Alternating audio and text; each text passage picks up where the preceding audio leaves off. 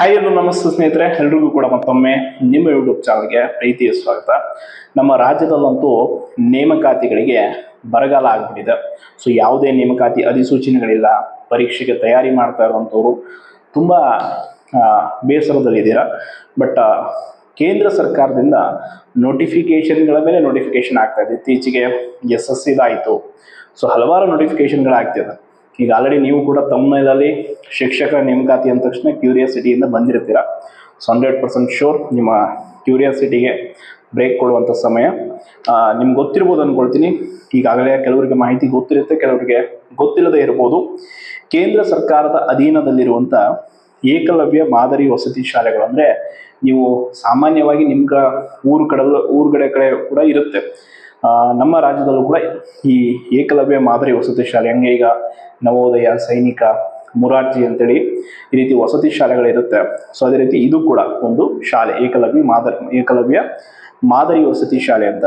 ಈ ಶಾಲೆಗೆ ಸಂಬಂಧಪಟ್ಟಾಗೆ ಈಗ ರಾಷ್ಟ್ರ ಮಟ್ಟದಲ್ಲಿ ನೇಮಕಾತಿ ನಡೀತಾ ಇದೆ. ಅಂದರೆ ಕೇಂದ್ರ ಸರ್ಕಾರದ ಮೂಲಕ ಈಗ ನೇಮಕಾತಿ ನಡೀತಾ ಇದೆ.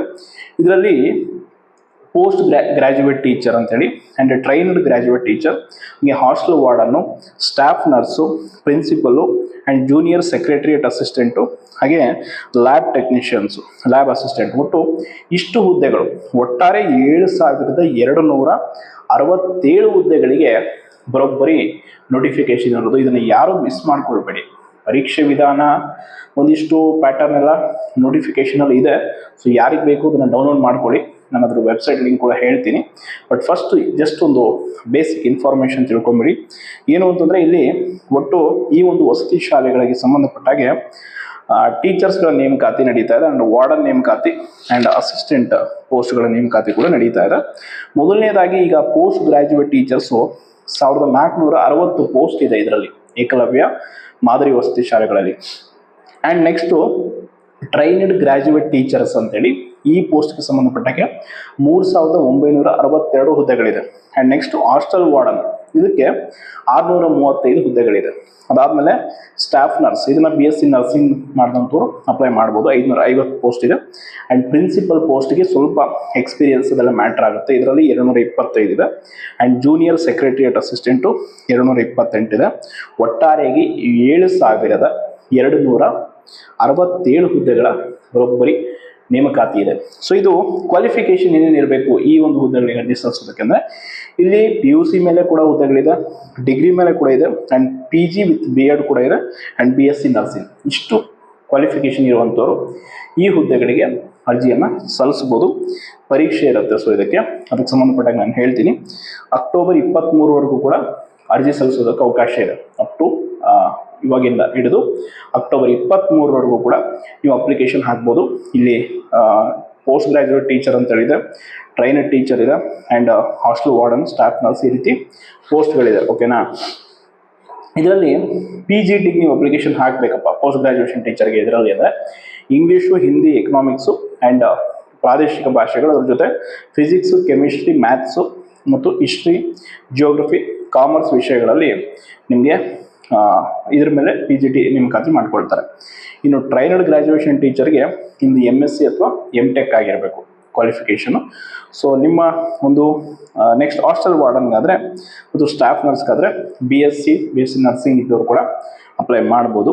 ಸೊ ಇಲ್ಲಿ ವೆಬ್ಸೈಟ್ ಯಾವುದು ಅಂತಂದರೆ https://nestribal@government.in ಅಂತೇಳಿ EMRS ರೆಕ್ರೂಟ್ಮೆಂಟ್ ಅಂತೇಳಿ ನೀವು ಸರ್ಚ್ ಮಾಡಿದ್ರು ಕೂಡ ನಿಮಗೆ ಕಂಪ್ಲೀಟ್ ಡೀಟೇಲ್ಸು ಸಿಗುತ್ತೆ. ಸೊ ಇದರಲ್ಲಿ ಆ್ಯಂಡ್ ಇದು ಆನ್ಲೈನ್ ಮೂಲಕ ಎಕ್ಸಾಮ್ ಇರುತ್ತೆ, ಆಫ್ಲೈನ್ ಯಾವುದೇ ಎಕ್ಸಾಮ್ ಇರಲ್ಲ. ಕರ್ನಾಟಕ ಸೇರಿದಂತೆ ಹಲವೆಡೆ ಎಕ್ಸಾಮ್ ಸೆಂಟರ್ಗಳು ಕೊಡ್ತಾರೆ. ಆ್ಯಂಡ್ ನೀವು ಈ ಪೋಸ್ಟ್ಗಳಿಗೆ ಅಪ್ಲೈ ಮಾಡಬೇಕಂದ್ರೆ ನಿಮ್ಮ ಏನು ಕ್ವಾಲಿಫಿಕೇಷನ್ ಮೆನ್ಷನ್ ಮಾಡಿದಾರಲ್ಲ, ಸೊ ಅದರಲ್ಲಿ ನೀವು 50% ಆದರೂ ಸ್ಕೋರನ್ನು ಮಾಡಿರಬೇಕು. ಹಾಗಿದ್ರೆ ಮಾತ್ರ ಈ ಒಂದು ಏಕಲವ್ಯ ಮಾದರಿ ವಸತಿ ಶಾಲೆಗೆ ಸಂಬಂಧಪಟ್ಟಂಗೆ ನಡೆಯುತ್ತಿರುವಂಥ ನೇಮಕಾತಿಗೆ ಅರ್ಜಿ ಸಲ್ಲಿಸೋದಕ್ಕೆ ನಿಮಗೆ ಅವಕಾಶ ಇರುತ್ತೆ. ಓಕೆನಾ? ನಿಮ್ದೇನಾದರೂ ಆಯ್ಕೆ ಆಯಿತು ಅಂದರೆ ನಮ್ಮ ರಾಜ್ಯದಲ್ಲೂ ಕೂಡ ಏಕಲವ್ಯ ಮಾದರಿ ವಸತಿ ಶಾಲೆಗಳಿದೆ, ಅಲ್ಲೂ ಕೂಡ ನಿಮಗೆ ಶಿಕ್ಷಕ ಹುದ್ದೆಗೆ ಆಯ್ಕೆ ಮಾಡಿಕೊಳ್ಳಲಾಗುತ್ತೆ. ಶಿಕ್ಷಕರ ನೇಮಕಾತಿನೇ ಇದು. ಸೊ ನೀವೇನು ಮಾಡಿ ಅಂತಂದರೆ, ನಾನು ಈ ಹಿಂದೆ ಕೂಡ ಹೇಳಿದ್ದೆ, ನಮ್ಮ ರಾಜ್ಯದ ಹಣೆ ಬರ ನಿಮ್ಗೆ ಗೊತ್ತಾಗ್ಬಿಟ್ಟಿದೆ. ಇಲ್ಲಿ ಎಕ್ಸಾಮ್ ನಡೆದ್ರೆ ರಿಸಲ್ಟ್ ಕರೆಕ್ಟ್ ಆಗಿರಲ್ಲ, ಎಲ್ಲ ಆದರೆ ನೇಮಕಾತಿಗಳು ಏನಾದರೂ ಒಂದು ಹಳ್ಳ ಹಿಡಿದು ಕೋರ್ಟ್ ಅಂತ ಅಲ್ದಾಡುತ್ತೆ. ಸೊ ಒಟ್ಟಾರೆ ನಿಮ್ಮ ಅಮೂಲ್ಯ ಒಂದು 5ರಿಂದ 10 ವರ್ಷ ಬರೀ ಇದರಲ್ಲೇ ಹೋಗ್ಬಿಡುತ್ತೆ. ಇವತ್ತು ನೋಡೋದಲ್ಲ, ಪ್ರತಿಯೊಂದಕ್ಕೂ ಹೋರಾಟ ಮಾಡಬೇಕು. ಏಜ್ ರಿಲ್ಯಾಕ್ಸೇಷನ್ ಹೋರಾಟ ಮಾಡಬೇಕು, ನೋಟಿಫಿಕೇಶನ್ ಹೋರಾಟ ಮಾಡಬೇಕು, ರಿಸಲ್ಟ್ ಹೋರಾಟ ಮಾಡಬೇಕು, ಆಮೇಲೆ ಫೈನಲ್ ಲಿಸ್ಟಿಗೆ ಹೋರಾಟ ಮಾಡಬೇಕು, ಒಟ್ಟಾರೆ ಆರ್ಡರ್ ಕಾಪಿಗೂ ಹೋರಾಟ ಮಾಡಬೇಕು. ಈ ವರ್ಷ ನೀವು ಎಲ್ಲ ನೋಡಿದ್ರೆ ಅನ್ಕೊಳ್ತೀನಿ. ನೋಡಿ, ಎಕ್ಸಾಂಪಲ್ ಹೇಳ್ತೀನಿ. ಈಗ ನೋಟಿಫಿಕೇಶನ್ ಹೋರಾಟ ನಡೀತದೆ. ಈ ಹಿಂದೆ KS ರೀ ಎಕ್ಸಾಮ್ ಹೋರಾಟ ಆಯಿತು. ಅದಕ್ಕೆ ಹಿಂದೆ 402 ಆರ್ಡರ್ ಕಾಪಿಗೆ ಹೋರಾಟ ಆಯಿತು. ಆಯಿತಾ? ಏಜ್ ರಿಲ್ಯಾಕ್ಸೇಷನ್ಗೆ ಹೋರಾಟ ಆಯಿತು. ಪ್ರತಿಯೊಂದಕ್ಕೂ ಹೋರಾಟನೇ ಮಾಡಬೇಕಂದ್ರೆ ಏನು ಎಕ್ಸಾಮ್ಸು, ಏನು ರಿಕ್ರೂಟ್ಮೆಂಟು. ಸೊ ದಯವಿಟ್ಟು ನೀವು ಬೇಸಿಕ್ ಈಗಿನ ನಾನು ಡಿಗ್ರಿ ಮುಗಿಸಿದ್ದೀನಿ, ಒಂದು 21 ವರ್ಷ ಇದೆ, ನನಗೆ 22 ವರ್ಷ ಅಂದರೆ ಚೆನ್ನಾಗಿ ಇಂಗ್ಲೀಷ್ ಹಿಂದಿನ ಕಲೀರಿ, ಇಂಗ್ಲೀಷ್ ಕಲೀರಿ. UPSC ನಡೆಸೋ ಹಲವಾರು ಪರೀಕ್ಷೆಗಳಿದೆ. NCERTಗಳನ್ನು ಪ್ರಿಪ್ರೇಷನ್ ಓದ್ಕೊಳ್ಳಿ ಚೆನ್ನಾಗಿ. ಆ್ಯಂಡ್ RRB ಎಕ್ಸಾಮ್ಸ್ ಆಗುತ್ತೆ, ರೈಲ್ವೆ ಕೋಚಿಂಗ್ ತೆಗೆದುಕೊಳ್ಳಿ. ಎಸ್ಪೆಷಲಿ ನಿಮ್ಮ ಬ್ಯಾಂಕಿಂಗ್ ಎಕ್ಸಾಮ್ಗೆ ಪ್ರಿಪೇರ್ ಆಗಿ. ತುಂಬ ಅತ್ಯುತ್ತಮವಾದಂಥ ನೋಟಿಫಿಕೇಶನ್ಸ್ ಇದೆ ಬ್ಯಾಂಕಿಂಗ್ ಎಕ್ಸಾಮ್ಸಲ್ಲಿ. ಸೊ ಚೆನ್ನಾಗಿ ಪ್ರಿಪೇರ್ ಆದರೆ ಒಳ್ಳೆ ಅವಕಾಶಗಳಿರುತ್ತೆ. ಈಗ ನಾವು ಮಾಡಿರೋ ತಪ್ಪುಗಳು, ನಮ್ಮ ಸೀನಿಯರ್ಸ್ ಮಾಡಿರೋ ತಪ್ಪುಗಳನ್ನ ಅಪ್ಕಮಿಂಗ್ ಡಿಗ್ರಿ ಮುಗಿಸಿ ಬರೋರು ಮಾಡಬಾರ್ದು. ನಿಮ್ಮ ಒಂದು 2-3 ವರ್ಷ ಡಿಗ್ರಿ ಆದಮೇಲೆ ಏನಿರುತ್ತಲ್ಲ, ಗೋಲ್ಡನ್ ಟೈಮ್ ಅದು. ಆ ಟೈಮಲ್ಲಿ ನೀವು ಕ್ವಿಕ್ಕಾಗಿ ಜಾಬನ್ನು ಪಡ್ಕೊಳ್ಬೋದು. ಸೊ ದಯವಿಟ್ಟು ನಾನು ಹಿಂಗೆ ಹೇಳ್ತೀನಿ ಅಂತ ನಾನೇ ದುಡ್ಡು ಮೇಲಾಗಿ ಒಂದು 100 ಪರೀಕ್ಷೆ ಪಾಸ್ ಮಾಡಿ ಕೂತ್ಕೊಂಡಿದ್ದೀನಿ ಅಂತಲ್ಲ. ಅನುಭವಗಳು ಎಲ್ಲದಕ್ಕಿಂತ ದೊಡ್ಡದು. ಆ್ಯಂಡ್ ನಮ್ಮ ಸುತ್ತಮುತ್ತ ನಾನು ನೋಡಿರೋ ಅನುಭವ, ನನಗಾಗಿರೋ ಅನುಭವಗಳಲ್ಲಿ ನಾನು ಹೇಳೋದಿಷ್ಟೇ, ನಮ್ಮ ಸ್ಟೇಟ್ ಎಕ್ಸಾಮ್ಸ್ ಕತೆ ತುಂಬ ವರ್ಸ್ಟ್ ಇದೆ. ಸೊ ದಯವಿಟ್ಟು ಕೇಂದ್ರ ಸರ್ಕಾರದ ಹುದ್ದೆಗಳೇನಿದೆ, ಯಾವ್ದ್ಯಾವ್ದು ನಡೆಸ್ತಾರೋ ಅದ್ರ ಬಗ್ಗೆ ಮಾಹಿತಿ ಪಡೆಯಿರಿ. ಹಲವಾರು ಟೆಲಿಗ್ರಾಮ್ಗಳಲ್ಲಿ ಉಚಿತವಾಗಿ ಮಾಹಿತಿ ಕೊಡ್ತಾರೆ. ವೆಬ್ಸೈಟಲ್ಲಿ ನೋಡ್ಕೊಳ್ಳಿ, ತಿಳ್ಕೊಳ್ಳಿ. ದಿನ ಬೆಳಗ್ಗೆ ಆದರೆ ಏನೇನೋ ವಿಷಯಗಳ ಬಗ್ಗೆ ತಿಳ್ಕೊಳ್ತಾರೆ. ಎಲ್ಲೋ ಐಫೋನ್ ಲಾಂಚ್ ಆಯಿತು, ಎಷ್ಟಕ್ಕಾಯಿತು, ಬಿಗ್ ಬಿಲಿಯನ್ ಡೇಸಲ್ಲಿ ರಾತ್ರಿ 12 ಗಂಟೆವರೆಗೂ ಕೂತ್ಕೊಂಡು ಆರ್ಡರ್ ಮಾಡ್ತಾರೆ. ಅದ್ರ ಬದಲು ದಿನ 1 ಅವರ್ ChatGPT, ಕೆಲವೊಂದು ಟೆಲಿಗ್ರಾಮ್ಸು ನೋಡಿ ಒಳ್ಳೊಳ್ಳೆ ಮಾಹಿತಿ ತಿಳ್ಕೊಳ್ಳಿ. ಅವನ್ನೆಲ್ಲ ತಿಳ್ಕೊಂಡು ಪ್ರಿಪ್ರೇಷನ್ ಮಾಡಿ ಖಂಡಿತವಾಗಿ ಸಕ್ಸಸ್ ಆಗ್ತೀರಾ.